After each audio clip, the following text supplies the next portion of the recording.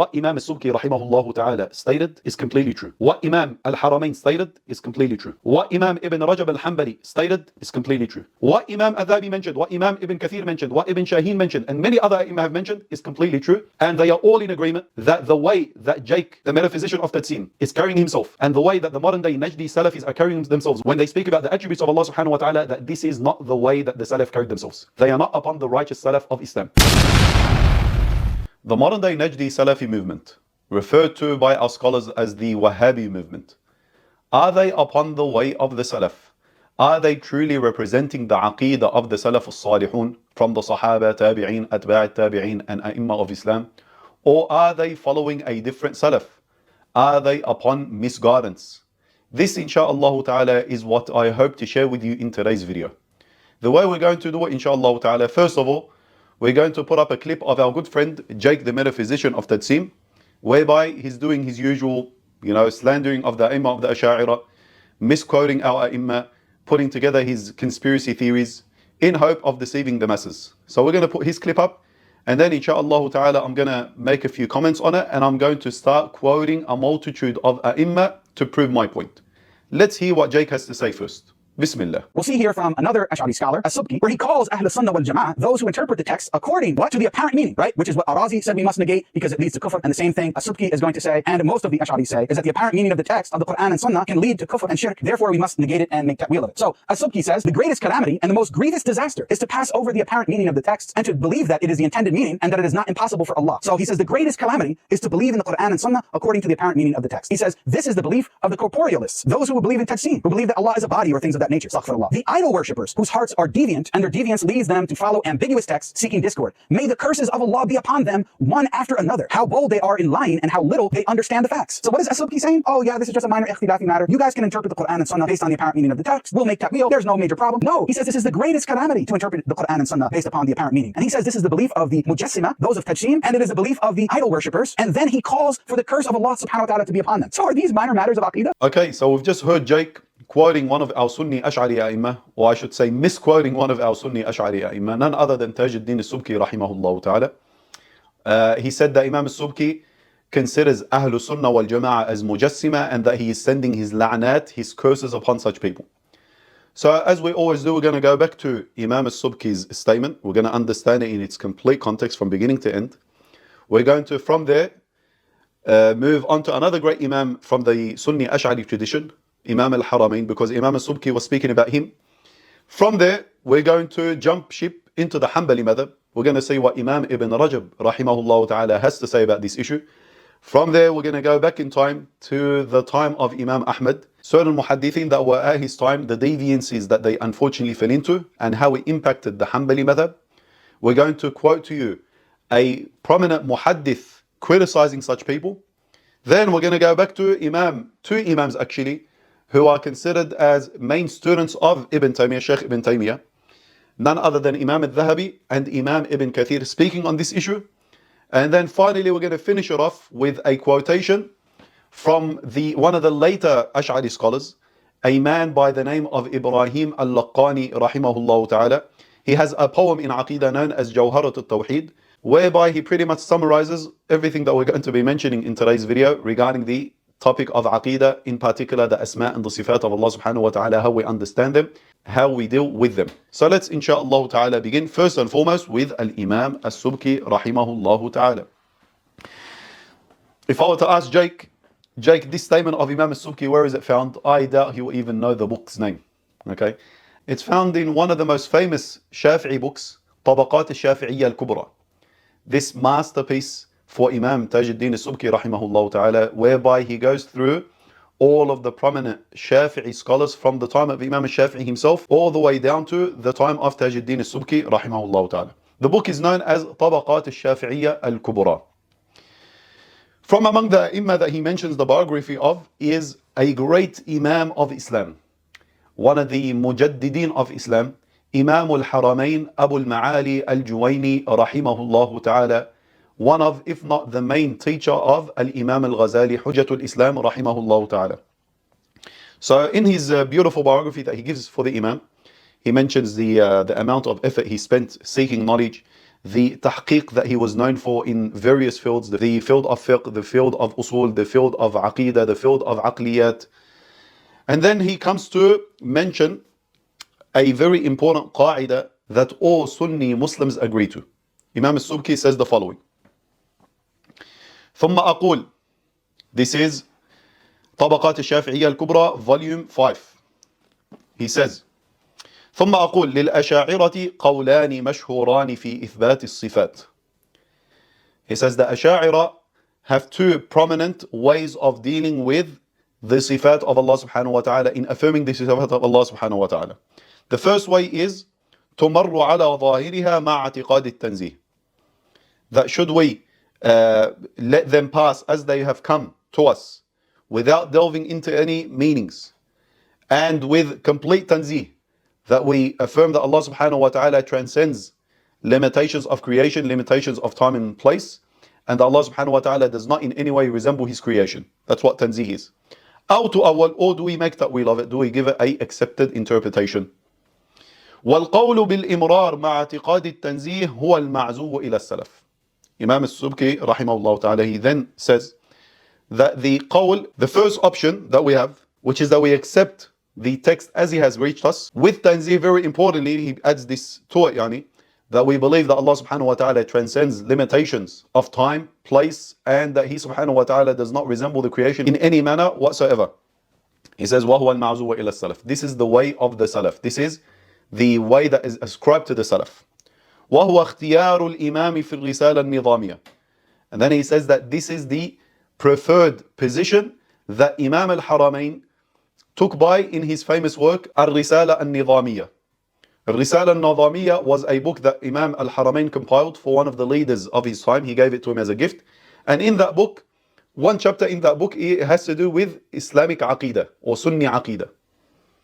وفي مواضع من كلامه, and in other places that are found in his works, فرجوعه معناه الرجوع عن التأويل إلى التفويض. So the fact that Imam Al-Haramain rahimahullah ta'ala changed positions in Aqeedah, what that means is that he went from being upon ta'wil to falling back onto tafweed. Because this is very important. The Wahhabis, they say, Imam Al-Haramain made tawbah from his Aqeedah works. No, he did not make tawbah. What he done is he simply went from making ta'wil for the ambiguous verses found in the Quran and the Sunnah to making tafweed. He said that it's safer just that we stick to the way of the Salaf, which is tafweed al-Maa'na ila Allah subhanahu wa ta'ala, or we leave the meaning of such texts to Allah subhanahu wa ta'ala. We don't get into the meanings of such ambiguous texts. وَلَا إِنْكَارَ فِي هَذَا. And there is nothing to criticize the Imam in doing so. وَلَا فِي مُقَابِلِهِ. And also there is nothing to criticize those that approved of ta'wil, giving the texts a accepted interpretation. فَإِنَّهَا مَسْأَلَةٌ اجْتِهَادِيَّةٌ. For indeed this issue is an issue of ijtihad. Yani it's up for interpretation among the scholars. Majority of the scholars from the Salaf, their way was the way of tafweed. Assign the meaning to Allah subhanahu wa ta'ala. The way of a minority from the Salaf and the majority of the Khalaf is that they approved of ta'wil. أعني مسألة التأويل والتفويض مع اعتقاد التنزيه. And then this is where Shaykh started to quote the Imam. So he skipped the first bit of the quotation, which is very important. The Imam is laying out the principles, the foundations of how we deal with matters of Aqeedah that pertain to the sifat of Allah subhanahu wa ta'ala. Imam Subki, he says, إِنَّمَا الْمُصِيبَةُ الْكُبْرَى وَالدَّاهِيَةُ الدَّهْيَاءُ. He says, the greatest of calamities. The الدَّاهِيَةُ الدَّهْيَاء, yani the backbreaker, you can call it. The backbreaker of all backbreakers is that you understand these ambiguous texts in the Quran and the Sunnah upon their apparent meaning, وَالْإِعْتِقَادْ أَنَّهُ الْمُرَادِ, and to believe that that is the intended meaning, the apparent meaning is what is intended, وَأَنَّهُ لَا يَسْتَحِيلُ عَلَى اللَّهِ, and that this apparent meaning is not mustahil, it's not impossible upon Allah subhanahu wa ta'ala. فَذَلِكَ قَوْلُ الْمُجَسِّمَةِ. For indeed, this is the position of the Mujassima, those that assigned a body for Allah. وَالْعِيَاذُ بِاللَّهِ. They said that God is a body, either in meaning or in words. They would say that Allah is a jismun lak al-ajsam, He is a body unlike the bodies of creation. Or they ran away from the word, but they affirmed the meaning of a body for Allah subhanahu wa ta'ala. Al-Mujassima, Ubbad al-Wathan. He says that the Mujassima, in reality, they are not worshipping Allah, they are worshipping an idol. That's the lazim of their positions. الَّذِينَ فِي قُلُوبِهِمْ زَيْغٌ, those who have a disease in their heart. يَحْمِلُهُمُ الزَّيْغُ عَلَى اتِّبَاعِ الْمُتَشَابِهِ. This disease in their heart causes them to follow the ambiguous texts found in Sharia. Where is the Imam getting this, this claim from? He's getting it from the Quran al-Karim. Allah subhanahu wa ta'ala in Surah Ali Imran speaks about such people. فَأَمَّا الَّذِينَ فِي قُلُوبِهِمْ زَيْغٌ فَيَتَّبِعُونَ مَا تَشَابَهَ مِنْهُ ابْتِغَاءَ الْفِتْنَةِ وَابْتِغَاءَ تَأْوِيلِهِ. That those who have a sickness in their heart, what do they follow of the Quran? They don't follow the muhkam, they follow the mutashabih, the ambiguous verses. Why? Because they want to create fitna. They want to know the actual literal meaning as it is, right there. عَلَيْهِمْ لَعَائِنُ اللَّهِ تَتْرَى. May the la'na of Allah subhanahu wa ta'ala be upon them continuously. واحدة بعد أخرى, one after another. ما أجرأهم على الكذب. How bold they are in lying against Allah subhanahu wa ta'ala. وأقل فهمهم للحقائق. And how little understanding they have about the realities of these issues. So Imam Subki, who's he speaking about? First of all, he outlined that the accepted position of Ahlul Sunnah wal Jama'ah when dealing with the ambiguous verses pertaining to the sifat of Allah subhanahu wa ta'ala is that of either making tafweed, leaving the meaning to Allah subhanahu wa ta'ala, or ta'wil, or we give it an interpretation which is accepted in the Lugha Arabiya, in the Arabic language, according to the context that it's been mentioned in.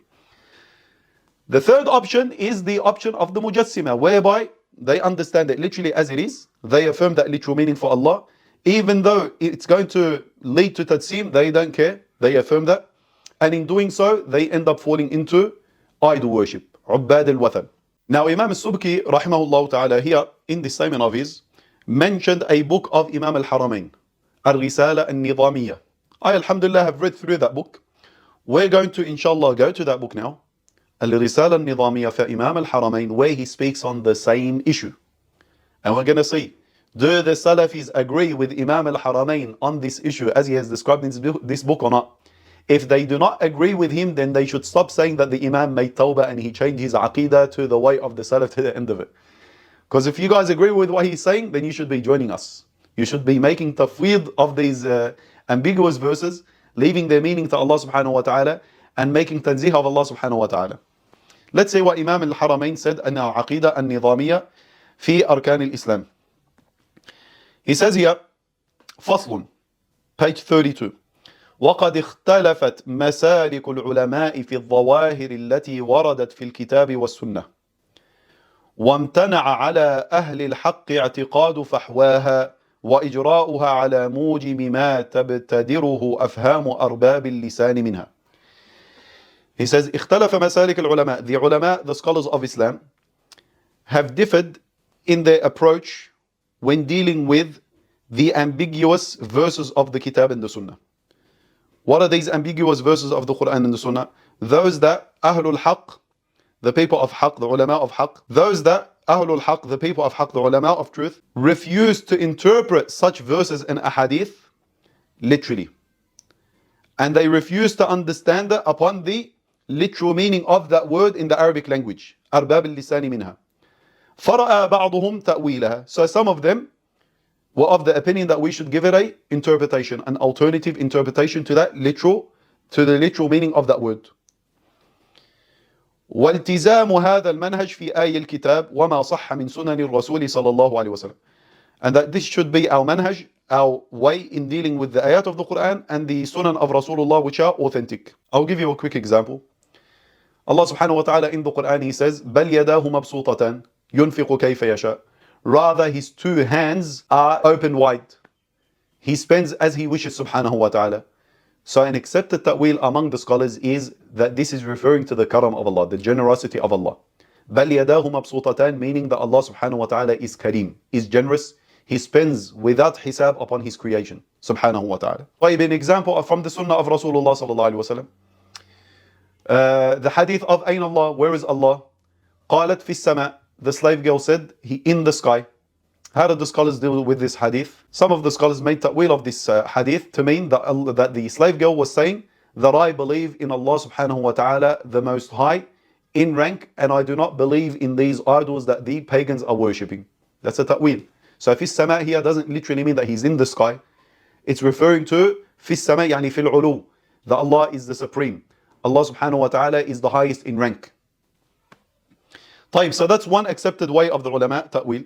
Then the Imam mentions the way of the Salaf. He says, وَذَهَبَ أَئِمَّةُ السَّلَفِ إِلَى الْإِنْكِفَافِ عَنِ التَّأْوِيلِ. As for the A'imma of the Salaf, they refrain from the concept of ta'wil. وإجراء الظواهر على مواردها وتفويض معانيها إلى الرب تعالى. That they let the verses and ahadith pass as they have come. Allah said, subhanahu wa ta'ala, ثم استوى على العرش, we say ثم استوى على العرش. Allah said, بل يداه مبسوطتان, we say بل يداه مبسوطتان. We don't change anything. We don't interpret anything. And then what do we do after that? وتفويض معانيها إلى الرب. And we assign the meaning of such verses to Allah subhanahu wa ta'ala. We say Allah knows best what is intended by this ambiguous statement being made in the Quran al-Karim. وَالَّذِي نَرْتَضِيهِ رَأْيًا. And that which we are pleased for ourselves with. وَنَدِينُ اللَّهَ بِهِ عَقْلًا. And that which we take as a deen, as a matter of religion that we worship Allah subhanahu wa ta'ala through, is اتباع سلف الأمة, is that we follow the way of the Salaf on this issue. فالأولى الاتباع وترك الابتداع.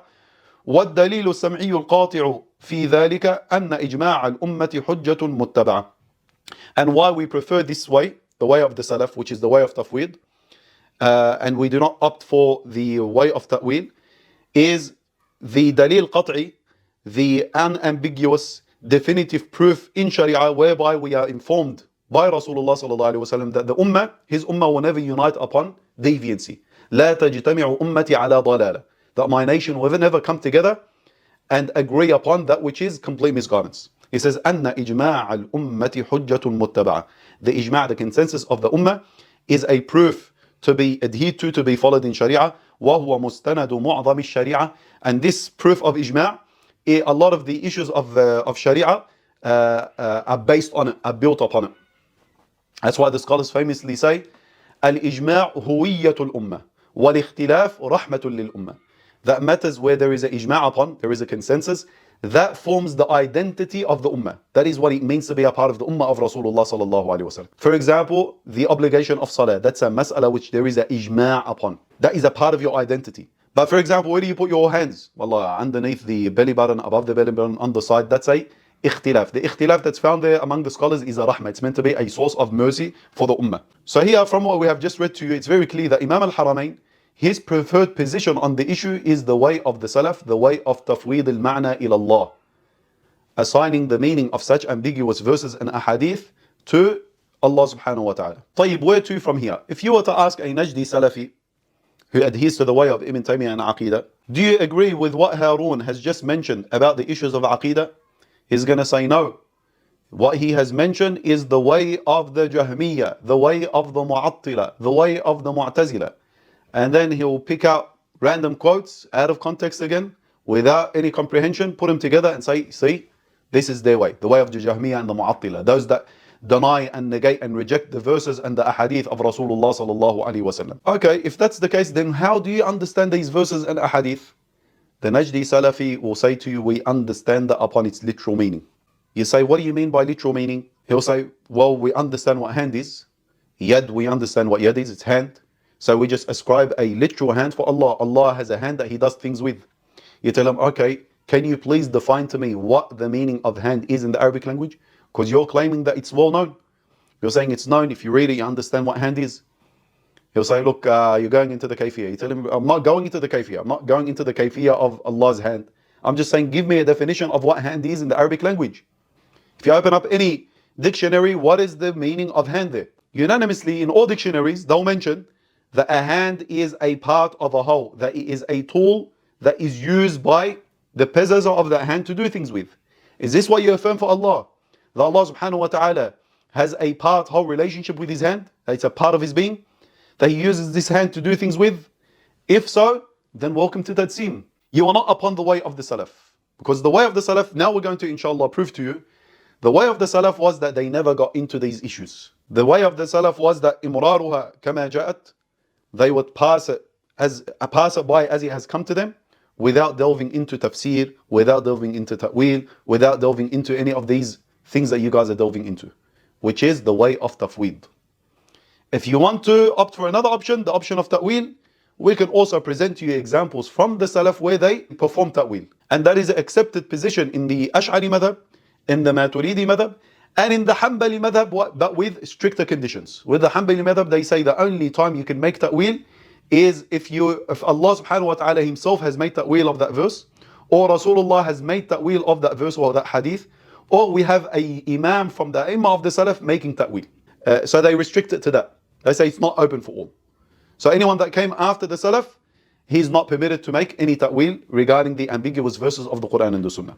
طيب, what I have to do with you now, inshallah ta'ala, is to jump ship from the ship of the Ash'ari. Here I was speaking to you from the works of the Ash'ari. A Salafi can easily come and say, look, I don't accept what your Imams are saying. I don't believe that they're correct. I believe that upon misguidance and Jahmi tendencies to the end of it. Okay, not a problem. What we're going to do, inshallah ta'ala, we're going to jump ship from the Ash'ari to the Hanabila. And I'm going to quote to you a prominent Hanbali Imam who was agreed upon, accepted in the madhab, none other than Ibn Rajab al-Hanbali rahimahullah ta'ala, speaking on this issue. The issue of how do we understand the sifat of Allah subhanahu wa ta'ala. What is the way of the Salaf and what is the way of the deviants. He's going to mention to us the two extremes that appeared in our ummah, in our nation, and how these two extremes have never really gone away. They've just taken different forms and shapes, and they are still present until our time. So the book we're going to be quoting from is a famous work of Imam Ibn Rajab rahimahullah. It's also, subhanallah, been translated into English, and those that have translated it are the Najdi Salafis themselves. The print that I have here has been printed by a Dar al-Sunnah publishers in Birmingham. I'm pretty sure they're Salafi oriented, yani. The name of the book is Fadlu Ilm Salaf ala al-Khalaf. The excellence or the virtue of the knowledge of the Salaf over the knowledge of the Khalaf. Salaf referring to the first three golden generations in Islam. Khalaf refers to the scholars that came after those golden generations in Islam. So he says here in this book of his, on page 36, I'm going to read the English for you. He says, page 36, discussing the that of Allah, speaking about the being of Allah subhanahu wa ta'ala. Linked to this is the innovation concocted by the Mu'tazila. So this is a continuation of a previous chapter. The Imam was speaking about the bid'ah that certain deviant groups fell into when it came to the qada and the qadar of Allah subhanahu wa ta'ala, that they denied predestiny. He said, linked to this is another innovation put together, innovated by the Mu'tazila, and those who traverse their path, yani those that follow their path, in their discussion of the essence of Allah and His attributes through the medium of rationalization. He says the Mu'tazila, they fell into this bid'ah where they started to speak about the that of Allah, the being of Allah, and the attributes of Allah tabaraka wa ta'ala through the medium of rationalization, through aql. This is of a greater danger than delving into the divine decree, because discussing the divine decree is to discuss the actions of Allah, whereas here one is discussing His essence and attributes. This group is divided into two categories. So Imam Ibn Rajab is saying that this bid'ah that the Mu'tazila fell into is graver, is more dangerous than the bid'ah of qadar, because they consider it as qadariyah. Why that is because when we're speaking about the qadar of Allah, we're speaking about the actions of creation. Are they a creation of Allah, or does the insan himself, the human himself, create those actions? He says, but when we're speaking about the that of Allah and the sifat of Allah, we're speaking about Allah himself. We're not speaking about His af'al, His actions. We're speaking about Himself subhanahu wa ta'ala. طيب, so we have two groups, two bid'i groups, two deviant groups. The first, those who negate much of what is reported in the book and the sunnah concerning the attributes due to the implication, in their view, of a likeness between the creation and creator. From amongst these are the Mu'tazila, who say, if He can be seen, yani if Allah can be seen, He must be a body, because one requires a direction in which to see. If His speech can be heard, He must be a body. So he gives you here examples of the deviances the Mu'tazila fell into based on their rationalization of the attributes of Allah subhanahu wa ta'ala. He says that the reason why the Mu'tazila denied the seeing of Allah in Akhirah, they said because the entitlement of that is He must be in a jihah, in a direction, He must be limited, He must be spatial, to the end of it. So they ended up denying the seeing of Allah in Akhirah. They denied the speech of Allah. Why? They said because if Allah literally speaks, then He must be a body to the end of it. So you can see the deviancy that they fell into which caused them to deny the attributes of Allah subhanahu wa ta'ala and the akhbar of the Rasul sallallahu alayhi wa sallam pertaining to the attributes of Allah. He says, those that negated his istiwa did so by means of the same reasoning. This is the path of the Mu'tazila and the Jahmiya, about whom the Salaf were agreed as to their being innovators and misguided. He said the Salaf from the ulama agreed that the way of the Jahmiya and the way of the Mu'tazila is complete misguidance and completely rejected. This path of theirs has been traversed in some matters by many of those who are attributed to the Sunnah and Hadith among the latter generations. That certain people continue to be affected by the way of the Mu'tazila and the way that they understood the nusus of the Kitab and the Sunnah. So that's the first extreme. The second extreme, and this is where I want you to focus and compare it to the way of the modern day Najdi Salafi Taymis, what our ulama call the Wahhabiyya.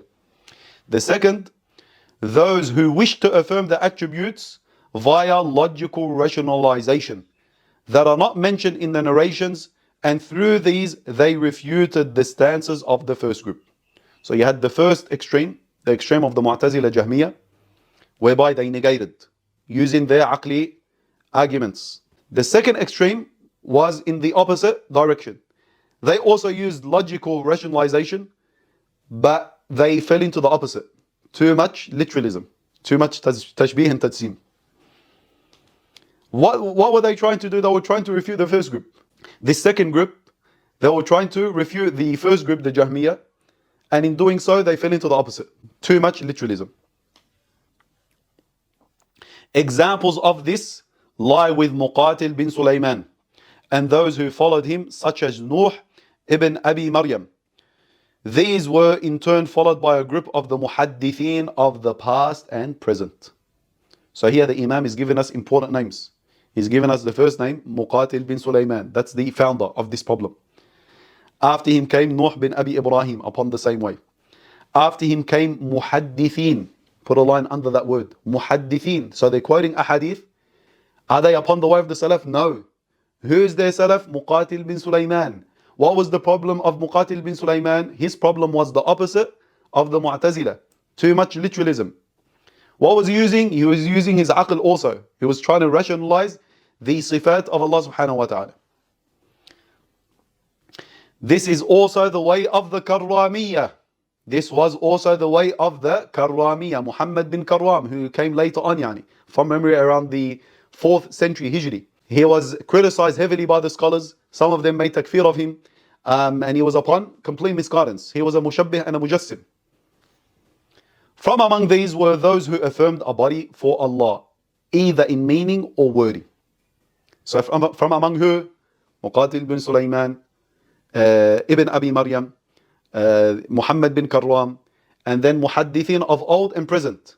What did they do? They affirmed a body for Allah either in meaning or in wording. They would say Allah is a body unlike bodies, or they'll say no, we run away from this word.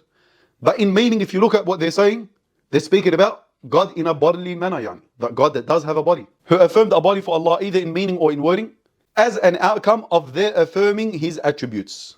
So why did they affirm a body for Allah in meaning or in wording? They said because that's the lazim, that's the outcome of affirming these attributes upon their literal meaning.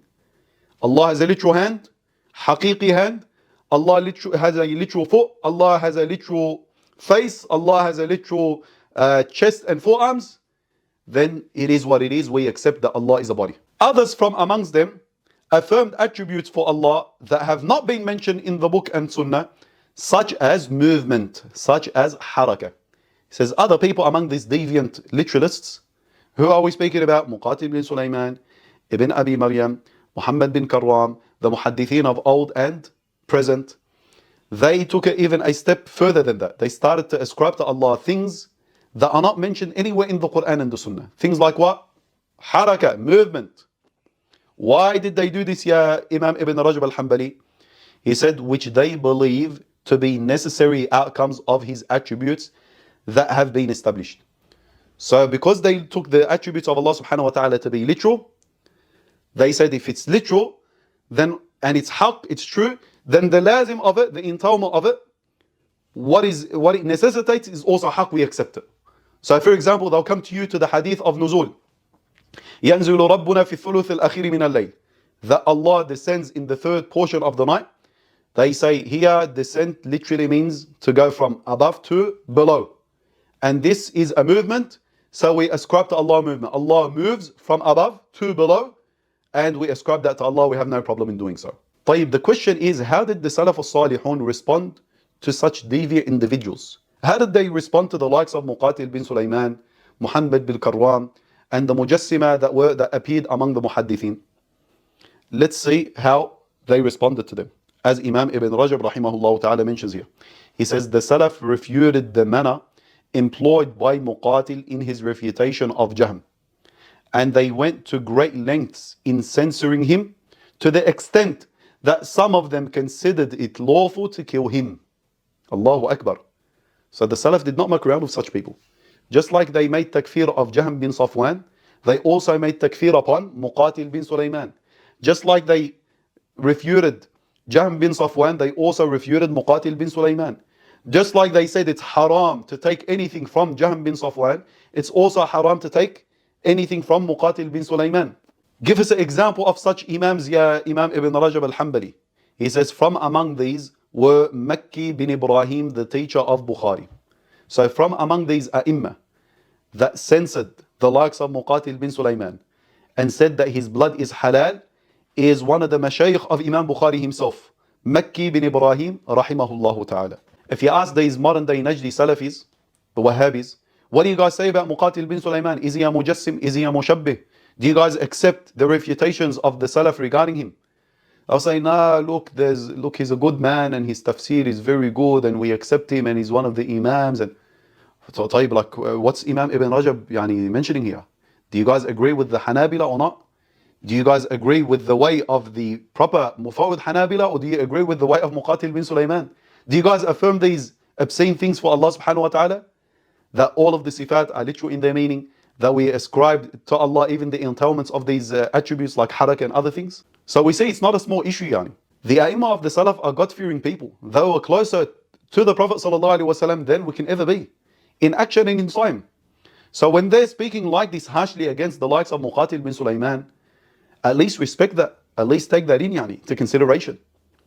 I'll mention to you, before we continue on with what Imam Ibn Rajab is mentioning here, regarding Muqatil bin Sulayman, there's a beautiful statement that I came across once for Imam Abu Hanifa rahimahullah ta'ala. This is mentioned by Imam Al-Dhahabi in his tarjam, in his biography of Muqatil bin Sulayman. Imam Abu Hanifa rahimahullah said the following regarding Muqatil bin Sulayman. Because Muqatil bin Sulayman appeared very early on. He appeared at the same time as Jahm bin Safwan. So they were at the same time. And they came from the same place, subhanallah. And they were both the opposite of each other. This guy, complete Mu'attil, this guy, complete Mushabbih. So Abu Hanifa rahimahullah ta'ala beautifully summarized the deviances of both groups by saying, أَتَانَا رَأْيَانِ خَبِيثَانِ مِنَ الْمَشْرِقِ. He says, two filthy ideologies have come to us from the east. Jahm bin Safwan Mu'attil, wa Muqatil bin Sulayman Mushabbih. He said, these two evil and disgusting ideologies, the first one is that of Jahm bin Safwan. He is a Mu'attil. He negated the attributes of Allah subhanahu wa ta'ala. He was confused. He said, another statement that the scholars mention about him, they said, Jahm bin Safwan, the way that he speaks about Allah subhanahu wa ta'ala is sifatun bila ma'na. That there's no meaning to what he's saying. He's negating all the attributes of Allah subhanahu wa ta'ala. There's nothing. So it's when he would be asked, like, what do you say about Allah? He'll say, Allah is everywhere. He's in the sky, He's in the air, He's everywhere around us. And you read what the scholars mention about him, he was a very confused man. They say that there came a time when he stopped praying for 40 days. He was confused. And he would say, I wish I could take out certain verses from the Quran. I wish I could scratch it out. Wal-'iyadhu billah. The opposite was Muqatil bin Sulayman. What did Abu Hanifa rahimahullah say about him? He said that he is a mushabbih. He fell into the bid'ah of anthropomorphism. He likened Allah subhanahu wa ta'ala to the creation. So let's continue on with what Imam Ibn Rajab rahimahullah is mentioning here.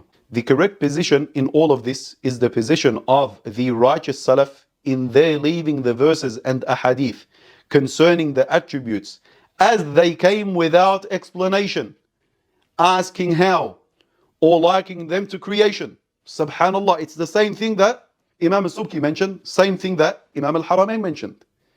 That the Salaf, their way was, they left the ambiguous verses of the Quran and the Sunnah as they have come.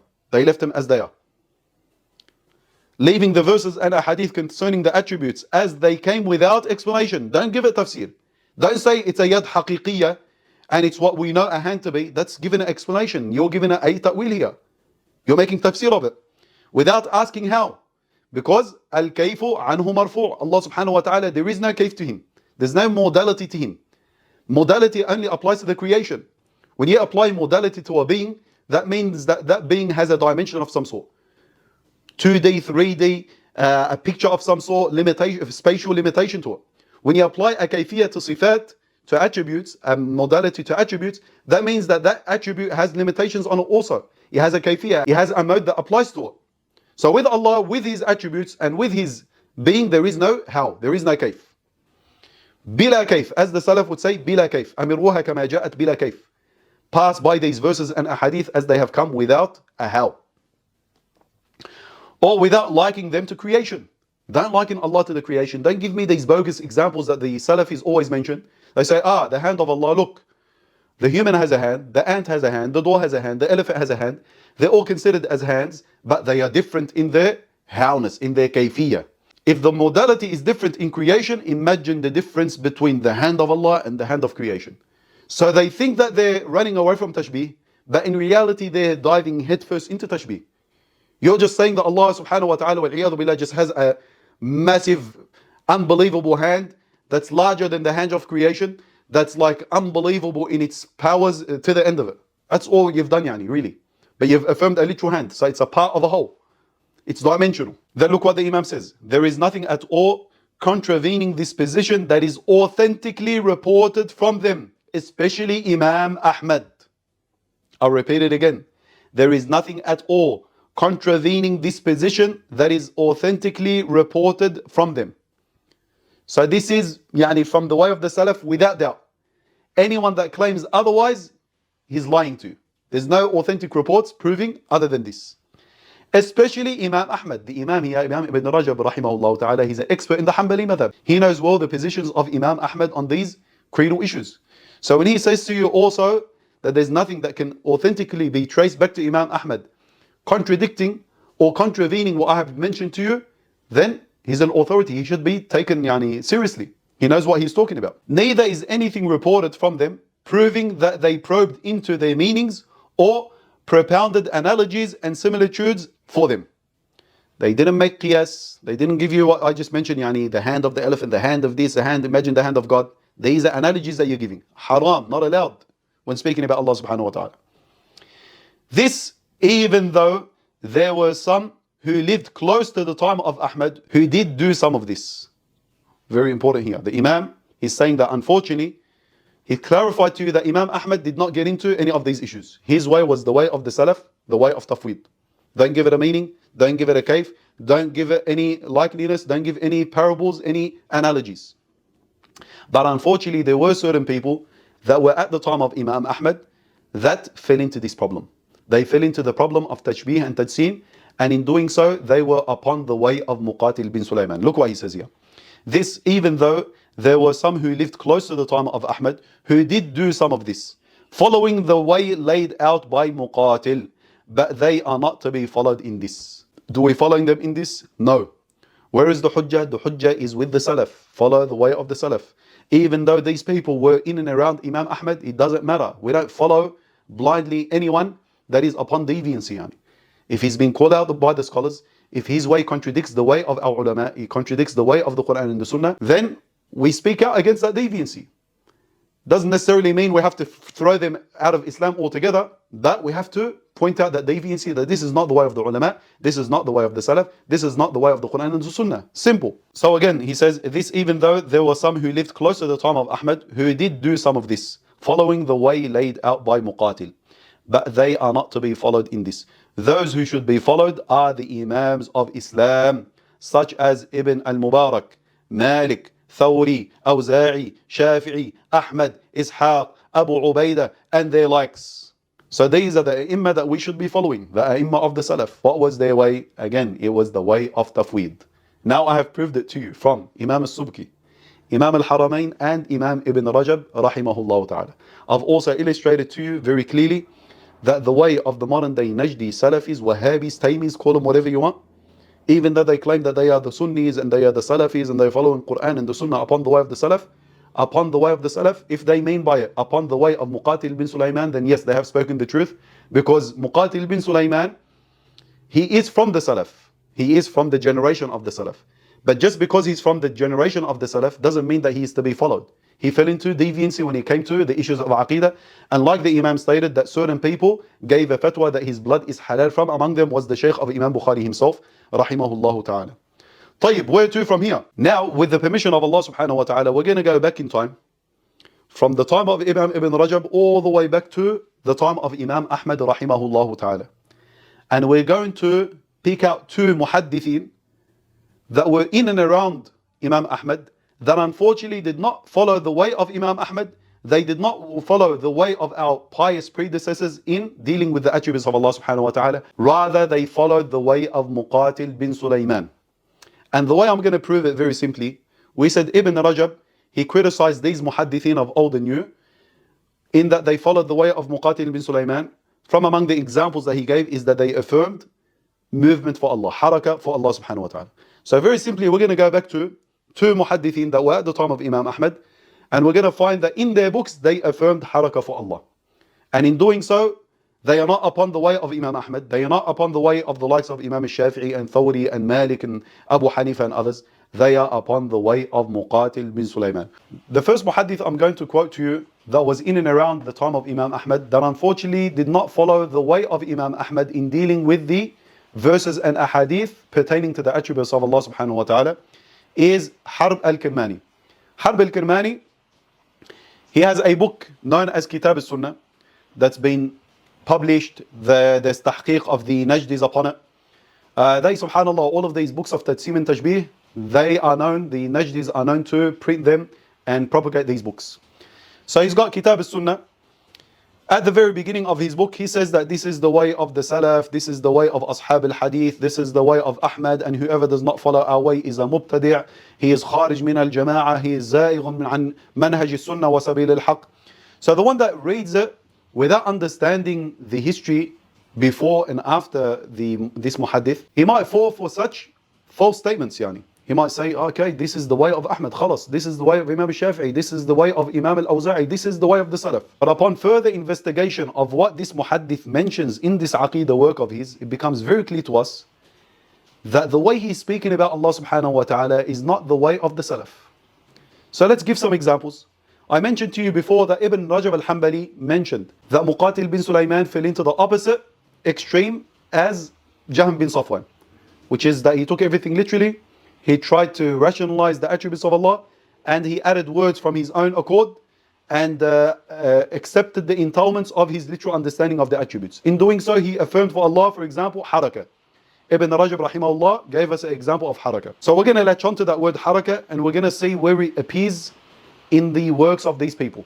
Harb al-Kirmani, and then the other muhaddith we're going to quote is Uthman bin Sa'id al-Darimi. Look what Harb al-Kirmani says here. Point number 56. He says, وَلَهُ حَدٌّ اللَّهُ أَعْلَمُ بِحَدِّهِ. He says that Allah subhanahu wa ta'ala has a had. What he means by had here is that there is a literal limit to the being of Allah tabaraka wa ta'ala.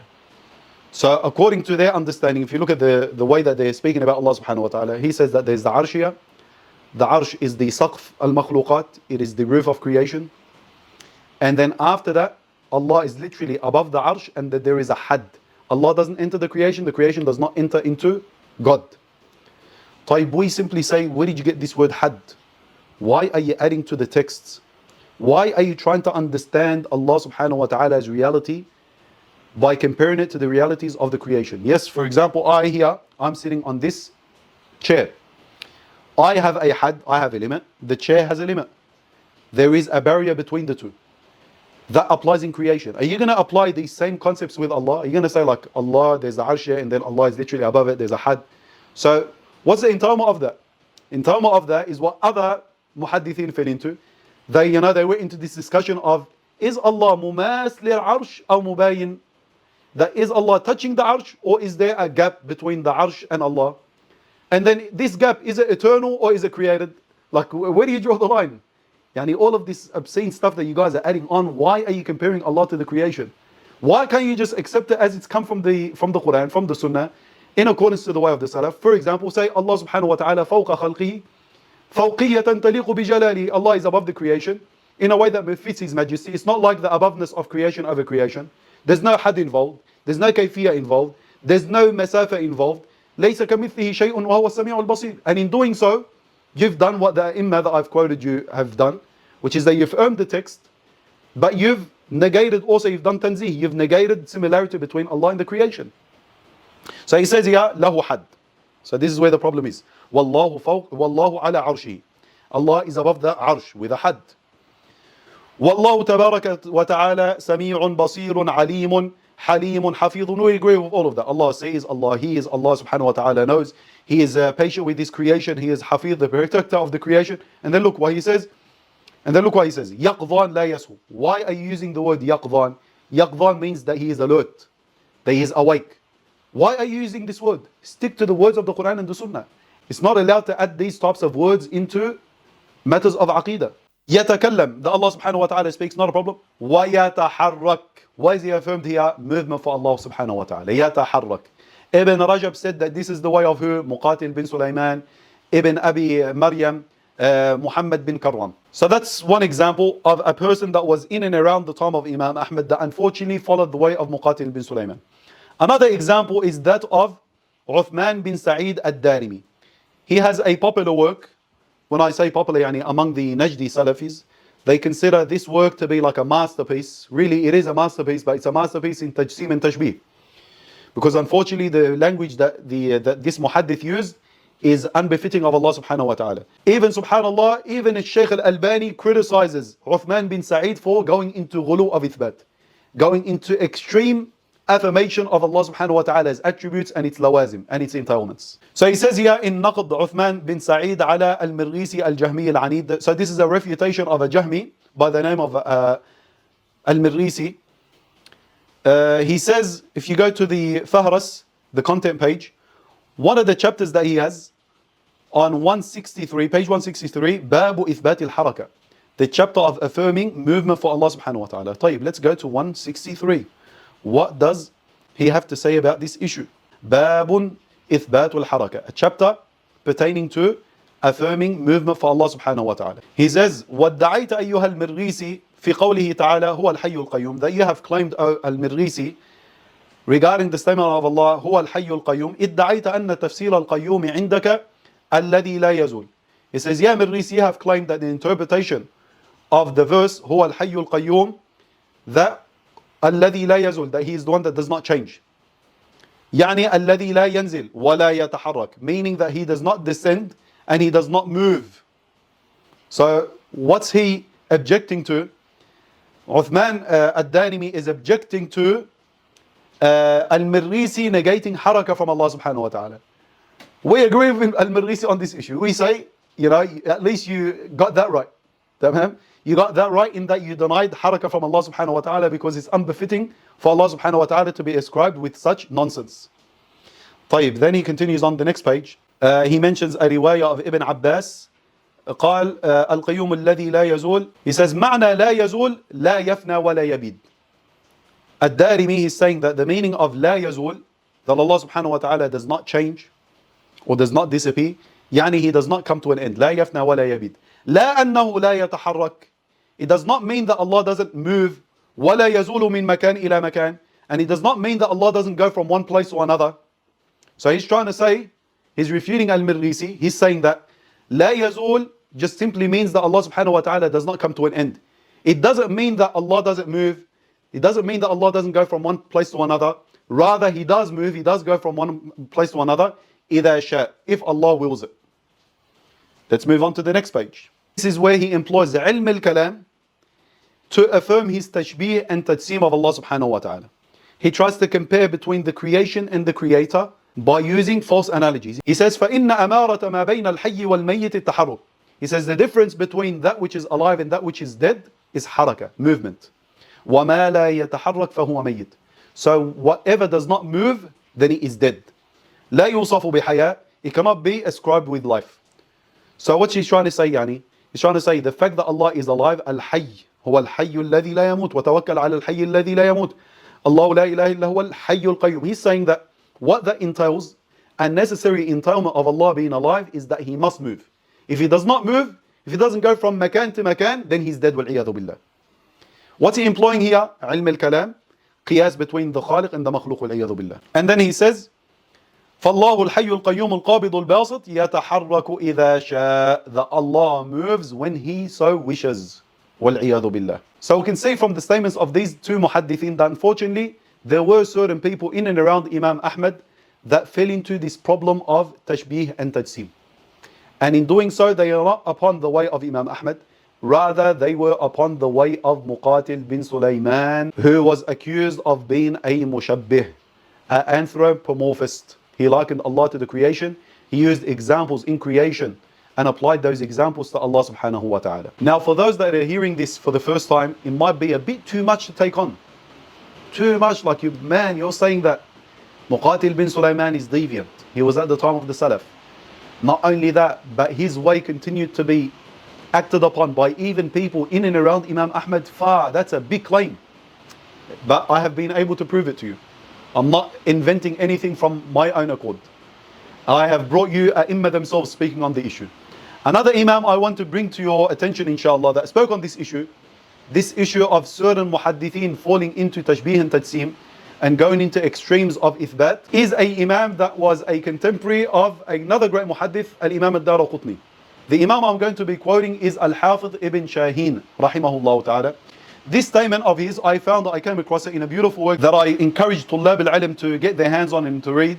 تبيين كذب المفتري فيما نسب إلى الإمام الأشعري رحمه الله تعالى. This masterpiece was put together by a great muhaddith of Islam, Ibn Asakir رحمه الله تعالى, in defense of the Imam of Al-Sunnah wal Jama'ah, Abu al-Hasan al-Ash'ari, against the false accusations made against him by certain haters that we had in our history. So he says here, Ibn Asakir, on page 326, and I advise you to get the tahqiq of Shaykh Muhammad Zahid al-Kawthari, Shaykh al-Islam rahimahullah ta'ala. It's a beautiful work. Ibn Asakir, he says on page 326, وعلى الجملة, generally speaking, فلم تزل في الحنابلة طائفة تغلو في السنة.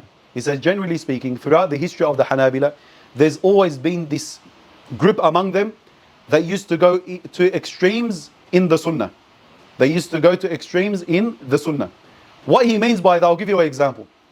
There's a hadith known as Hadith al-Julus, the hadith of sitting, that says more or less that God will sit on the throne, and they'll only remain something like 3 or 4 fingers, and then in those 3 or 4 fingers, Prophet Muhammad will sit by the side of Allah subhanahu wa ta'ala. You tell him, where did you get this from? Brother, it's mentioned, there's narrations on it. طيب, where are these narrations? They're all batil narrations, they're all rejected narrations. This sounds like Christianity. It's actually found in the Christian works. So the scholars refuted it. The scholars rejected it.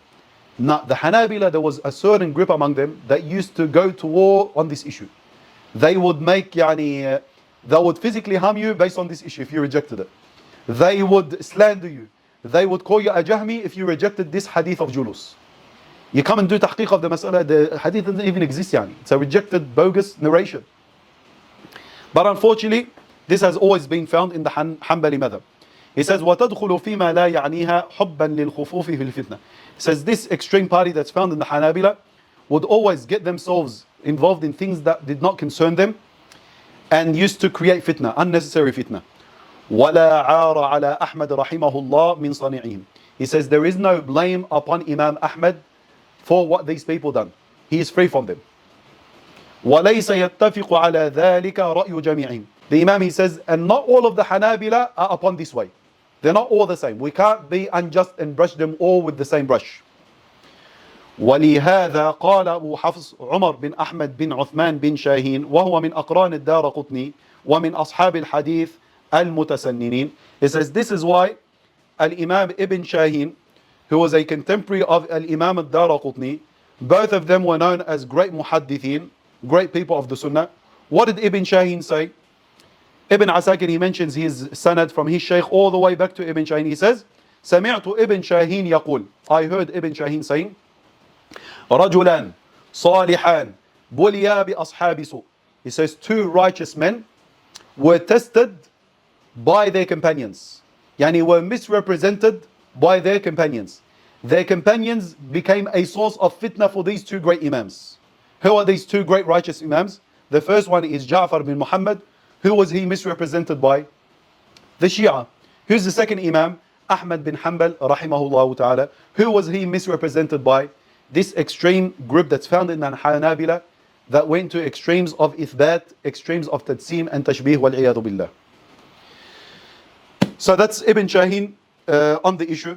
I still have two quotes that I want to mention to you from some of the A'immah of Islam. So now we're going to jump from the time of Imam Ahmed all the way down to the time of Ibn Taymiyyah. Ibn Taymiyyah, Shaykh Ibn Taymiyyah, the claim that we make against him is that unfortunately he was not upon the way of Imam Ahmed bin Hanbal. He was not upon the way of the Salaf. Rather, he was upon the way of the Muqatiliyya, the likes of Muqatil ibn Sulayman, the likes of Harb al-Kirmani, the likes of Uthman al-Darimi, the likes of Muhammad bin Karram, the Karramiyya. That's why you find in his works he actually defends these people. He speaks in defense of Muqatil bin Sulayman, in defense of al-Darimi, Harb al-Kirmani, Muhammad bin Karram. But his students, he had many students. His students were not all the same. There were some that followed him in this deviation, like Ibn Qayyim. We believe Ibn Qayyim followed Ibn Taymiyyah in this deviation of his in Aqeedah. From among his students that did not agree with the approach of the Shaykh is al-Imam Al-Dhahabi and Imam Ibn Kathir. And I'm going to prove this to you by simply quoting to you the Imams from their books. One statement that I'm going to quote to you of Imam Al-Dhahabi is found in Siyar A'lam al-Nubala, al-Mujallad al-Thani Ashar, volume number 12. We open it up to the biography of a Imam by the name of Qutah. This Imam by the name of Qutah, he was a Shaykh, a Imam, a Hafiz from Asbahan. And he came in the 5th century. You can check his biography, Shaykh Qutah, it's a unique name, subhanallah. So one of the Mashaykh his time, he says about him, قال السمعاني لما وردت أصبهان, when I came to Asbahan, كان ما يخرج من داره إلا لحاجة مهمة. So As-Sam'ani, he says, when I came to Asbahan, I found that Qutah would not leave his home unless there was a need to do so. A haja muhimma, a real pressing need. Otherwise he would stay at home. Why? كان شيخه إسماعيل الحافظ هجره, because his Shaykh Ismail al-Hafiz had made hijrah from him. He had forsaken him. He had in a way excommunicated him. He didn't take him obviously out of Islam, but he stopped talking to him. And not only that, وَمَنَعَهُ مِنْ حُضُورِ مَجْلِسِهِ لِمَسْأَلَةٍ جَرَتْ فِي النُّزُولِ, and he forbade Qutah from attending his majalis, his gatherings of knowledge. Why? Because they differed on the hadith of nuzul. His Shaykh Ismail al-Hafiz differed in the way that we deal with hadith al-nuzul. Qutah, on the other hand, he had a different interpretation or different way of dealing with this hadith. وَكَانَ قُتَى يَقُولْ النُّزُولُ بِالذَّاتِ. Qutah used to say regarding the hadith of descent that Allah descends with his being, بِذَاتِهِ. So he added this word, and this word adds extra meaning that's not found in the hadith. فَأَنْكَرَ إِسْمَاعِيلُ هَذَا. So his Shaykh Ismail al-Hafiz rejected this. He done inkar of it. He spoke out against this word that he added. وَأَمَرَهُ بِالرُّجُوعِ عَنْهُ. And he ordered his student Qutah to take back this word. فَمَا فَعَلْ. But he did not do it. Then he continues on, Shaykh Al-Dhahabi continues on with his biography. And then at the end, look what he says about this hadith of nuzul. وَمَسْأَلَةُ النُّزُولِ فَالْإِيمَانُ بِهِ وَاجِبٌ. As for the issue of nuzul, it's wajib, obligatory to believe in it. We believe in the hadith. وَتَرْكُ الْخَوْضِ فِي لَوَازِمِهِ أَوْلَى. And that we leave aside speaking about the entailments of this hadith is better. Obviously the Shaykh here, Imam Al-Dhahabi, is being charitable by saying awla. It's not only awla, it's wajib to not get into the details of it. Because to get into the details, we're going to fall into the way of Muqatil ibn Sulayman. وَهُوَ سَبِيلُ السَّلَفِ. The way of the Salaf is that they did not get into the details of things. فَمَا قَالَ هَذَا. Qutah only said this, and he only said يَنْزِلُ اللَّهُ بِذَاتِهِ نُزُولُهُ بِذَاتِهِ إِلَّا إِلْغَامًا لِمَنْ تَأَوَّلَهُ وَقَالَ نُزُولُهُ إِلَى السَّمَاءِ بِالْعِلْمِ فَقَطْ. The only reason Qutah added this word بِذَاتِهِ is to get back at those that interpreted it to mean that Allah descends with his knowledge. And certain scholars interpreted it to mean Allah descends with his knowledge. He disagreed with them. He said no, he descends with his being.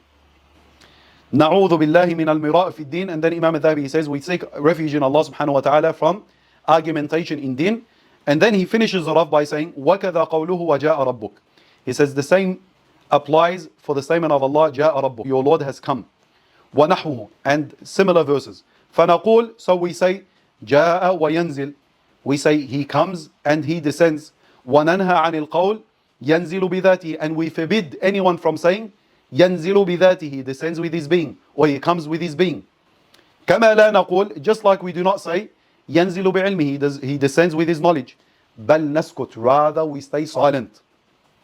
ولا نتفاصح على الرسول صلى الله عليه وسلم بعبارات مبتدعة والله أعلم. And we do not try and be more eloquent than Rasulullah صلى الله عليه وسلم by adding ibarat, by adding words which are considered as mubtada'a, innovated words. So al-Dhahabi here, he considers adding this word bidatihi a bid'ah. It's an innovation. Don't add anything to the hadith. Leave it as it is. If you want to follow the way of the Salaf is amirruha kama ja'at. Leave it, narrate it, recite it as it has come. Don't add anything to it. Don't add a meaning to it. Don't add a tafsir. Don't add an example, an analogy of any sort. From al-Dhahabi, we move on to another student of Shaykh ibn Taymiyyah, none other than the great Mufassir Ibn Kathir rahimahullah ta'ala.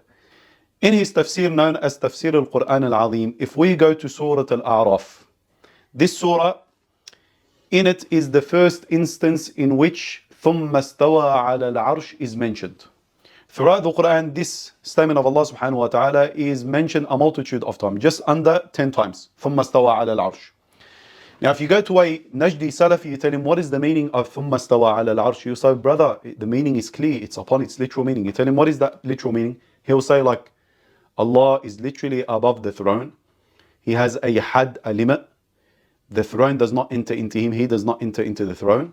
There is a kayfiyya, a modality that we currently don't know. We'll find out later on when we see God, the modality of this sitting. You tell him, do you affirm julus? He'll say, look, we have no problem because certain imams that we follow affirm julus. You tell him, do you affirm istiqrar, settlement? He'll say, yeah, look, it's mentioned from some of the imams that they affirmed istiwa to mean istiqrar, settlement. You tell him really like, okay, so you're understanding istiwa to mean like the istiwa of creation upon creation. The only thing you're negating is that the modality is the same. So if I, for example, if I say, I am currently sitting on this chair, and there's a cow that's sitting there, and there's an ant that's sitting there, we're all sitting, we're all performing the action of sitting, but it's just different in the modality. Is that what you're affirming? You're just saying that Allah is sitting, but in a different way. That's what I'm understanding from you. He'll say, yeah, pretty much. If he's being transparent, he'll say, yeah, that's what I affirm. We're going to see what the Imam mentions about the istiwa of Allah subhanahu wa ta'ala upon the throne. What is the way of the Salaf? And what must you as a Sunni Muslim negate when reading this verse? Let's see what the Imam has to say. He says, أما قوله تعالى ثم استوى على العرش. As for the statement of Allah subhanahu wa ta'ala ثم استوى على العرش فللناس في هذا المقام مقالات كثيرة جدا. He says the people, meaning the scholars, have many interpretations regarding this verse. مقالات كثيرة جدا. ليس هذا موضع بسطها. This is not the place to mention their various views. وإنما نسلك في هذا المقام مذهب السلف الصالح. Rather, what we're going to tread, the path that we're going to tread here, is the path of the righteous Salaf. Who are these righteous Salaf that you're speaking about, Ya Ibn Kathir? He says, Malik, wal-Awza'i, wal-Thawri, wal-Layth bin Sa'ad, wal-Shafi'i, wa-Ahmed, wa-Ishaq bin Rahway, وغيرهم من أئمة المسلمين قديما وحديثا. We have no problem with these أئمة. He says these أئمة and their likes from قديما وحديثا, from old and new. So this is the way of the Sunni ulama. He's going to state to you, what is this madhab ya Imam? What is their way?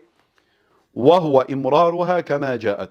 And that is, we pass these verses as they have come to us. إمرارها كما جاءت. We pass them as they have reached us. And then look, what do you have to add to it? من غير تكييف, without a modality.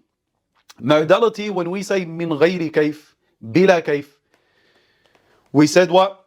Kayf, if it's been ascribed to a being, that means we're speaking about the dimensions of that being, the hay'a, the image, the surah of that being. When we're ascribing kayf to attributes, to qualities, then we're speaking about how that attribute takes place.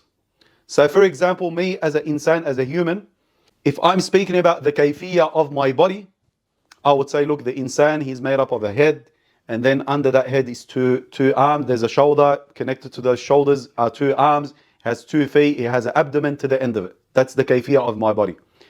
If you're speaking about the kayfiyya of my attributes, for example, knowledge, you say like the knowledge of a human being is connected to his mind works in this manner, he attains the knowledge that he has through his senses, through thought, or through people informing him of things. That's how he acquires the knowledge to the end of it. When the Salaf said that Allah subhanahu wa ta'ala is bila kayf, without a modality, the scholars, they said that applies to both the attributes of Allah and the that of Allah. There is no mode to Allah subhanahu wa ta'ala's being. It's not dimensional, it's not up, it's not down, it doesn't have a surah, marsuma, where this image of a face and hands and feet and all of this.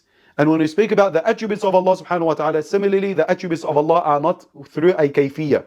We don't understand them to have a modality to them. It's not like the creation whatsoever. So this is what the Imam is negating here. He says, إمرارها كما جاءت. We affirm what Allah subhanahu wa ta'ala has mentioned. We pass them as they have come, من غير تكييف, without modality, ولا تشبيه, and without resemblance between Allah and the creation, ولا تعطيل, and without negation. And then look, again, if you ask a Salafi, what is the meaning? He'll say, the zahir is clear. The apparent meaning is what I affirm. What is this apparent meaning? What comes to your mind when you first come across this verse? Look what the Imam says here. He says, this is the problem of the mushabbihah. He says, وَالظَّاهِرْ الْمُتَبَادِرْ إِلَىٰ أَذْهَانِ الْمُشَبِّهِينَ مَنْفِيٌّ عَنِ اللَّهِ تَعَالَى. 4 things. He says, al-zahir, the apparent meaning. Al-mutabadir ila adhan al-mushabbihin. That comes to the minds of the mushabbihin, those that liken Allah to the creation. The likes of Muqatil ibn Sulayman, the likes of Muhammad bin Karram, the likes of, unfortunately, the Hanabila or the Muhaddithin that adhere to their way. This is negated. Manfiyun anillah subhanahu wa ta'ala. لا يشبهه شيء من خلقه. Nothing of his creation resembles him subhanahu wa ta'ala. ليس كمثله شيء وهو السميع البصير. بل الأمر كما قال الأئمة. Rather, the matter is as the A'imma of Islam have mentioned. منهم نعيم bin Hammad al-Khuzai, Shaykh al-Bukhari, the likes of Nu'aym bin Hammad, the teacher of Bukhari. What did he say? قال من شبه الله بخلقه فقد كفر. Whoever makes a similarity between Allah and the creation, whoever likens Allah to the creation, then he has blasphemed. وَمَنْ جَحَدَ مَا وَصَفَ اللَّهُ بِهِ نَفْسَهُ فَقَدْ كَفَرَ. And whoever negates what Allah has ascribed to himself, then he has also blasphemed. وَلَيْسَ فِي مَا وَصَفَ اللَّهُ بِهِ نَفْسَهُ وَلَا رَسُولُهُ تَشْبِيهًا. And what Allah has ascribed to himself, or Rasulullah has ascribed to Allah, there is nothing in that that is deemed to be tashbih. فَمَنْ أَثْبَتَ لِلَّهِ تَعَالَى مَا وَرَدَتْ بِهِ الْآيَاتِ الصَّرِيحَةِ. So whoever affirms what Allah subhanahu wa ta'ala has clearly affirmed for himself in the Quran, وَالْأَخْبَارُ الصَّحِيحَةِ, and that which has been affirmed for Allah in the authentic ahadith, عَلَى الْوَجْهِ الَّذِي يَلِيقُ بِجَلَالِ اللَّهِ, in a manner that befits the majesty of Allah. What is the manner that befits the majesty of Allah? What the Imam mentioned before, that you negate the ظاهر متبادر إلى الذهن, that the apparent meaning that comes to your mind that you're accustomed to from the creation, you negate that from Allah subhanahu wa ta'ala. وَنَفَى عَنِ اللَّهِ النَّقَائِصِ, and he frees Allah subhanahu wa ta'ala, he negates from Allah subhanahu wa ta'ala any naqa'is, any faults, any deformities. فَقَدْ سَلَكَ سَبِيلَ الْهُدَى, then this person has indeed tread the path of guidance. That was one of the many statements that you'll find in the works of Imam Ibn Kathir and other A'imma. I think, Wallahu A'lam, by going through all of these texts that I have shared with you, it becomes very clear, beyond a shadow of a doubt, that what Imam Subki rahimahullah ta'ala stated is completely true. What Imam Al-Haramain stated is completely true. What Imam Ibn Rajab al-Hanbali stated is completely true. What Imam Al-Dhahabi mentioned, what Imam Ibn Kathir mentioned, what Ibn Shaheen mentioned, and many other Imam have mentioned is completely true. And they are all in agreement that the way that Jake, the metaphysician of Tajsim, is carrying himself, and the way that the modern day Najdi Salafis are carrying themselves when they speak about the attributes of Allah subhanahu wa ta'ala, that this is not the way that the Salaf carried themselves. They are not upon the righteous Salaf of Islam. They are upon a different way.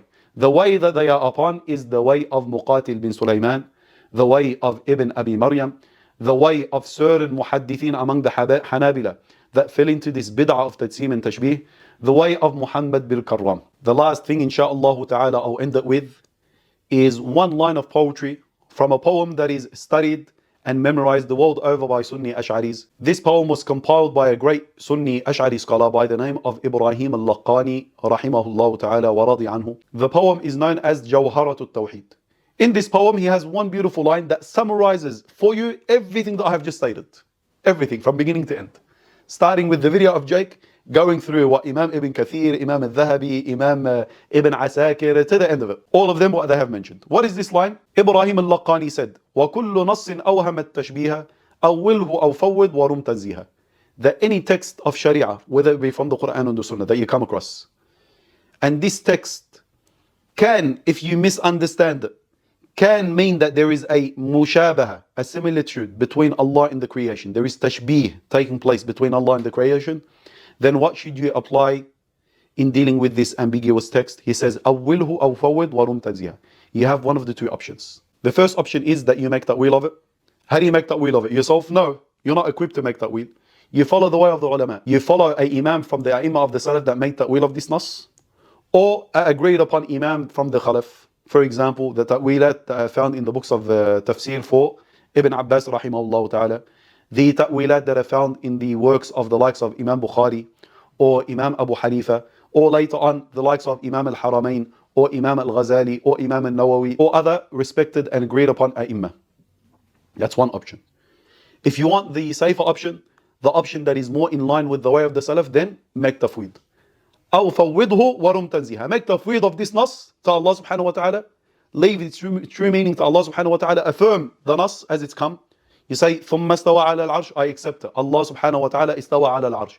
بل يداه مبسوطتان, I accept it. Allah لله يدان مبسوطتان. Accept the text. But then leave the meaning of this nas to Allah subhanahu wa ta'ala. Say there is a general meaning that we can understand, but the specific meaning of what yad here means, what istiwa here means, I don't know.